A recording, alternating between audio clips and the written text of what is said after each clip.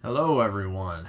Part 3, when I filmed it the first time, did not end up turning out so well. The camera was kind of messed up, so we are going to redo that, starting with music from the Elder.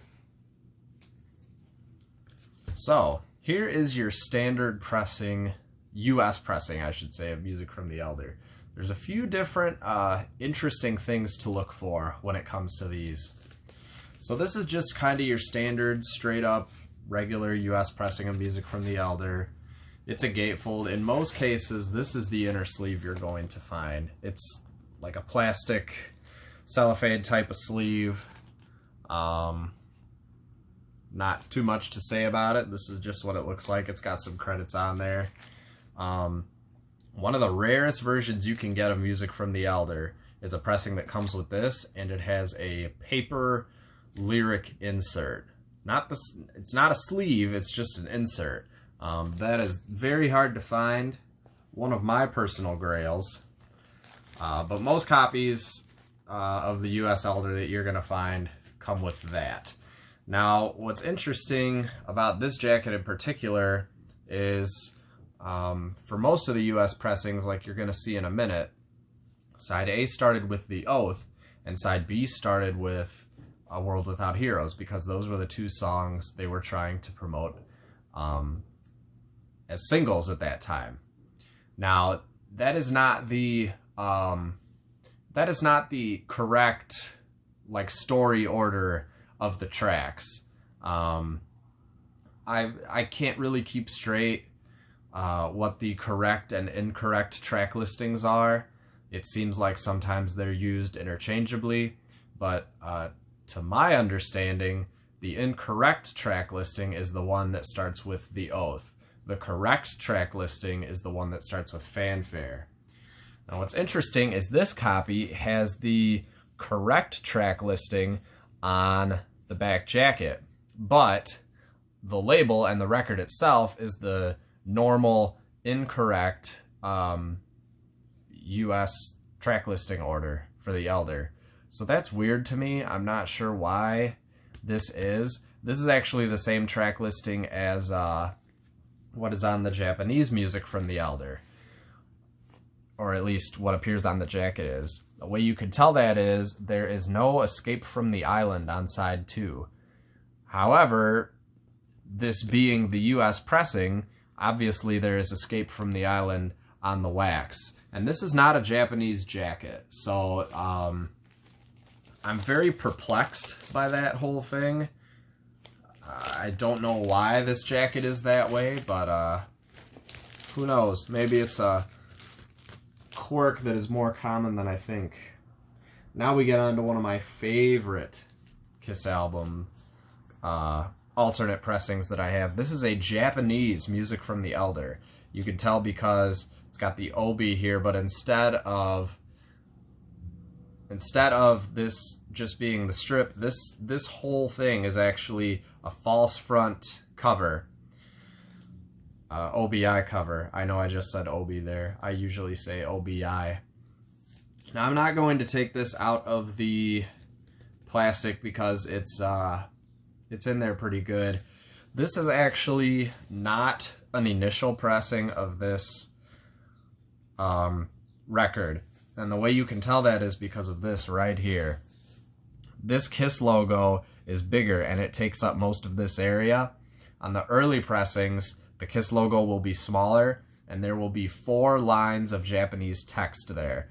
What those 4 lines are is they are describing what extras originally came with this album, which I think was a sticker, a badge, a point of sale bag, and a poster of some sort, I think.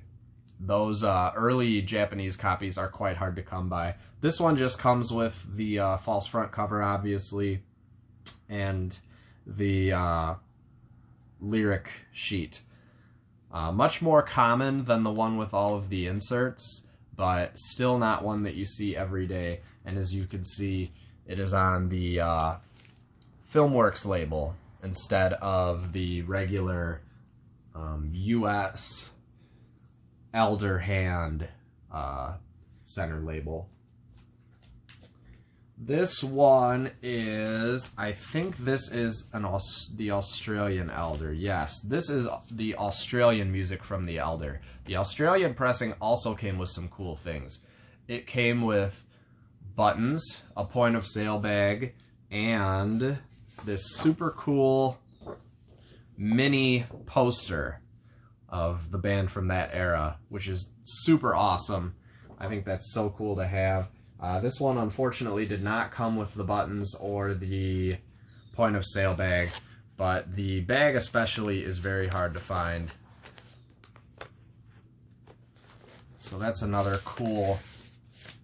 The Japanese and the Australian pressings from this era usually came with some pretty cool stuff that the other pressings from other countries didn't always come with. And this is another copy of the US music from the Elder, but this one has a paper lyric sleeve instead of that cellophane one. This is also quite uncommon.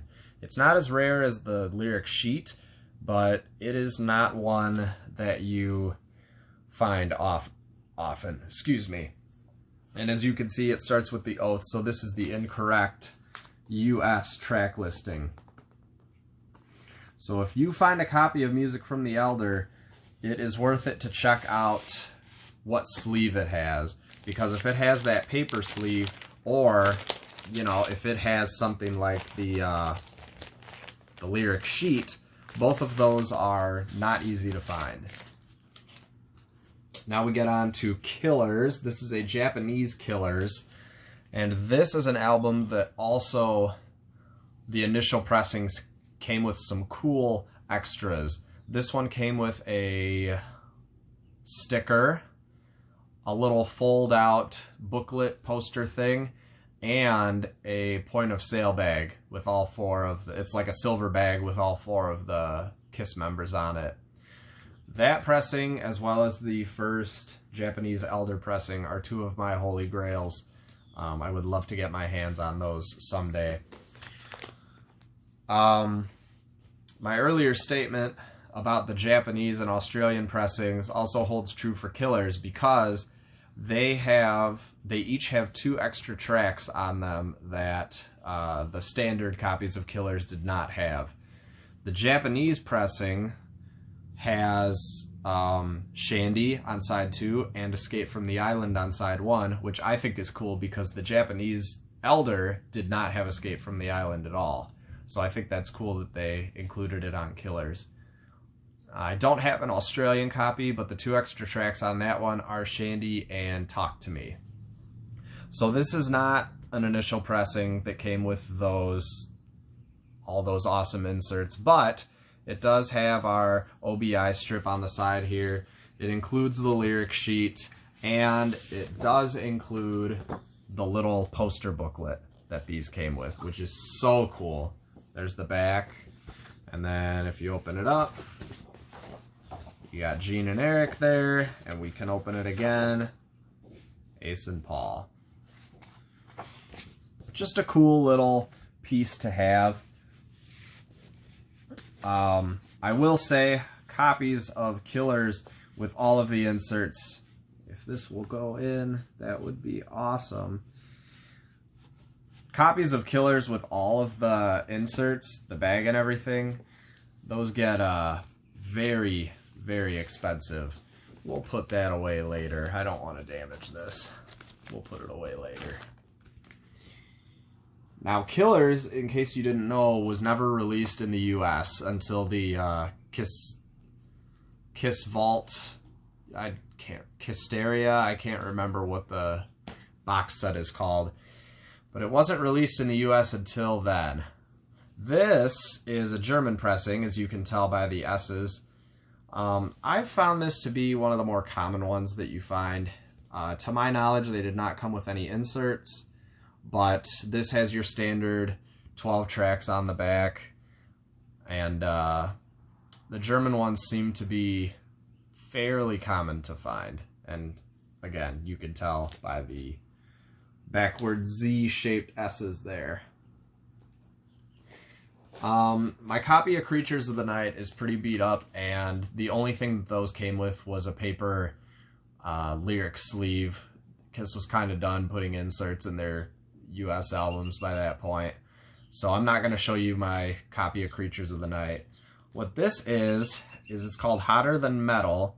This is a Dutch-only release that the packaging looks a lot cooler than what it actually is. It's basically the first LP of Alive, in case you couldn't tell by the track listing here. And obviously these photos are from the Unmasked era. The cover's pretty beat up, but I found this locally, and I couldn't really pass it up for the price.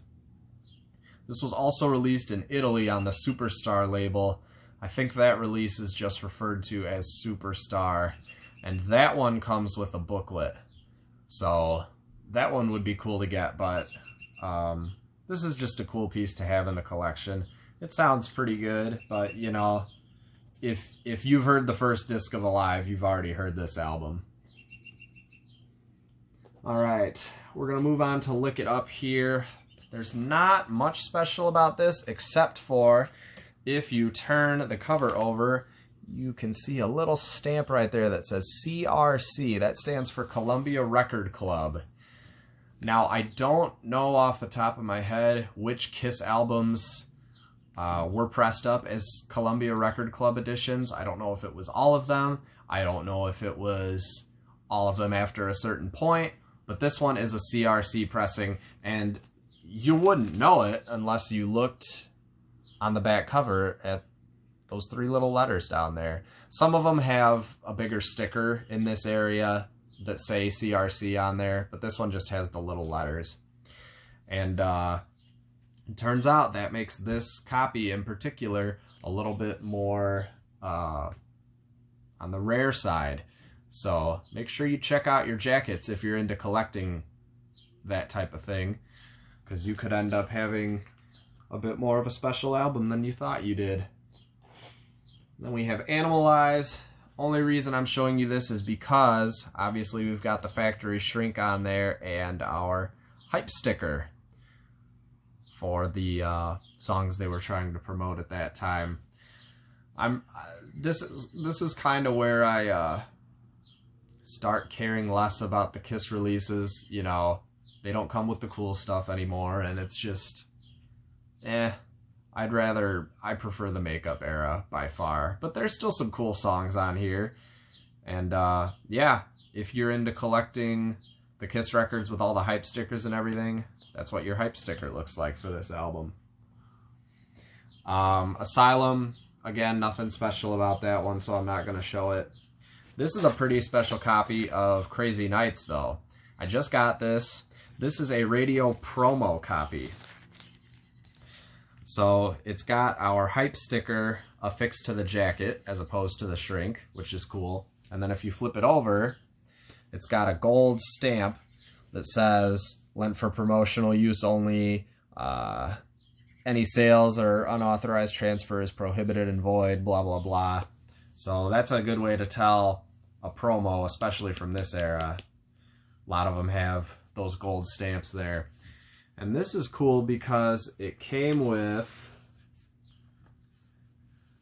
this press release.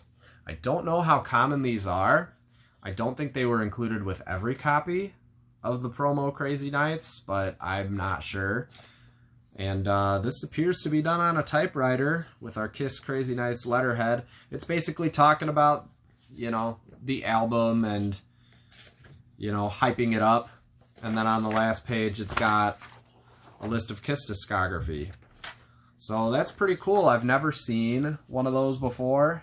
And, you know, kind of sweeten the deal. I could honestly say that I was not on the lookout for a copy of Crazy Nights. But, you know, I can't pass up things like that when they come up. So that's all I have so far. I don't think I have any more on the way, except for I have a Japanese Unmasked that is stuck in Japan amid these crazy times. I don't know when that's going to be out of there. I've been in contact with the seller. I bought that one off of eBay, and I don't know. We're just trying to figure out.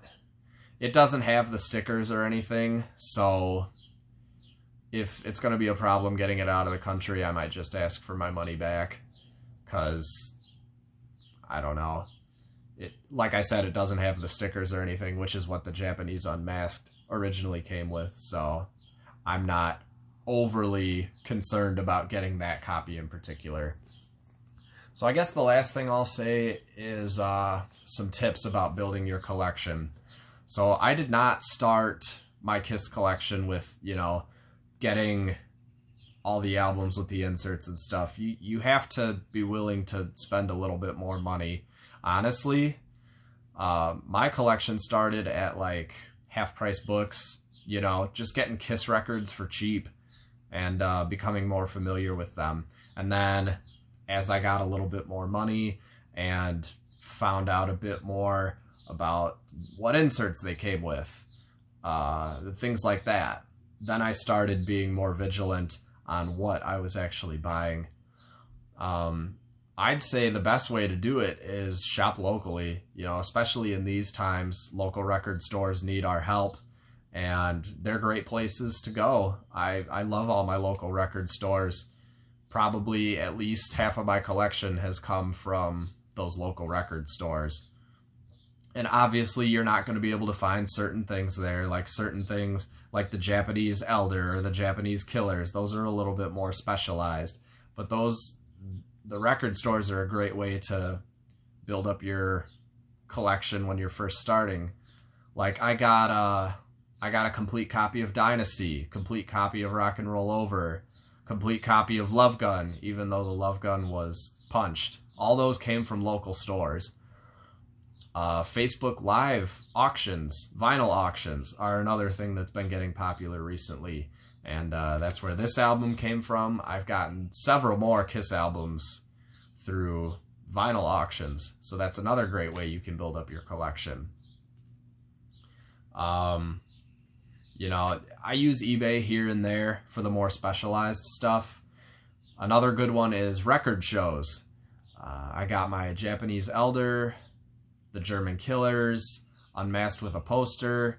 There was a guy at this record show that I went to that had a Kiss booth, and he had just tons of stuff. I could have spent so much money there. He had probably at least one Japanese pressing of every Makeup Era album there, and they were all in super good shape. The only thing about those record shows is those people know what those albums are worth, so you're going to have to be willing to shell out a little bit more money. And the other thing is, depending on what you collect, like if you're just trying to collect different label variations, go to your local record store, and if they've got, 10 copies of Love Gun, like check them all out and see if there's different labels, because the average buyer who's just buying records is not going to care about label variations. Those things are only going to really appeal to Kiss collectors who that's what they collect. So you owe it to yourself, if you're into that, to take the time and check those out.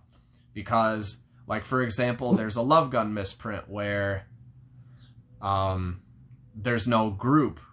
Like, with most Love Gun labels, there's a picture of the group on the label. But there's certain rare misprints where the group isn't on the center label. Now, to the average Joe Schmo who's just trying to buy records, they're not going to care about that. But if you're a Kiss collector and that's what you're into, you're going to know that that's a special edition.